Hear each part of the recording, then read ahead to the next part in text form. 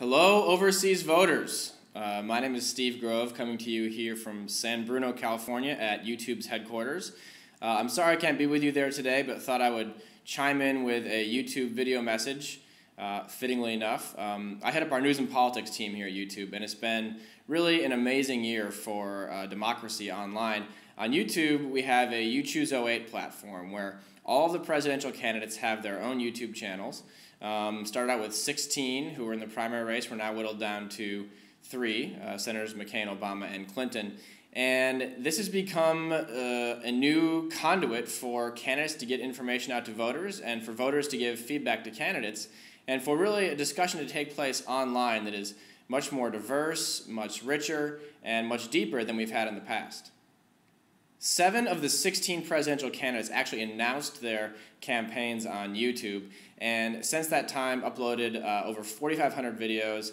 They've been viewed over 20 million times, and really news and political content on YouTube has just skyrocketed in the past year as candidates and news organizations and voters and 527s and issue groups all have scrambled to the platform to try to capture the amazing number of eyeballs that we have on YouTube. The numbers are really staggering. Every day, hundreds of thousands of videos are uploaded. Every day, hundreds of millions of videos are watched. I think my favorite YouTube stat is that every minute, 10 hours of video are uploaded to YouTube. So what is YouTube's role in all of this? Well, we really are just a platform that is open to political perspectives from all over the spectrum. We certainly aren't much of a filter at all. We have a very basic terms of service, but other than that, we serve as really kind of a giant town hall for political discussion.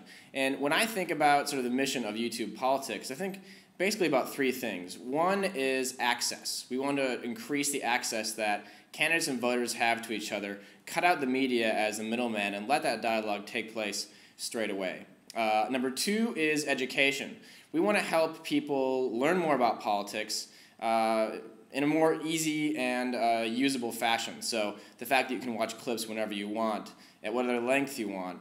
You're no longer dependent on the sound bites that you see on TV. You can watch an entire Barack Obama speech for over 30 minutes if that's what you feel like doing. So education is important, and I think it runs both ways. Candidates can use YouTube to educate themselves on the American public. It's sort of like your own free focus group.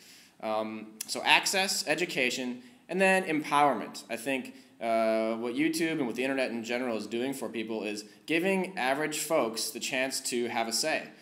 The barrier to entry is so much lower with the proliferation of broadband access and with the ease of platforms like YouTube to upload your thoughts and ideas to the internet that a whole new group of people are empowered to take action politically. And I think when it comes to video is just such a tangible medium. It speaks so much greater than words, so the blogosphere certainly made a huge step forward in the way that dialogue took place online, but with video that goes even further because you can see and you can capture things in a very tangible way, and I think that sort of makes a political process more transparent, and it empowers people to have a greater and more effective voice in the dialogue. So what effect has YouTube had on this election so far? Well, there's the obvious increase in transparency based off the amount of footage that's available for people to see and consume about the candidates, both from the trail and from their past. But I think YouTube in general has been serving really as a catalyst.